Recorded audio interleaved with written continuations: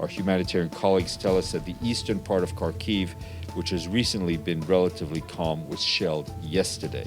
In the past 2 days, the central Dnipropetrovska oblast and southern Sumska oblast and southern Mykolaivska and Zaporizka oblasts have also been targeted, resulting in civilian casualties and damage to civilian infrastructure.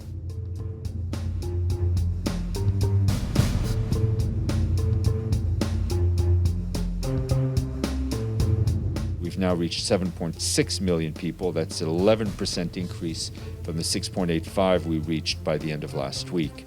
More than 6.5 million have also been reached with food assistance, compared with 6 million the week before.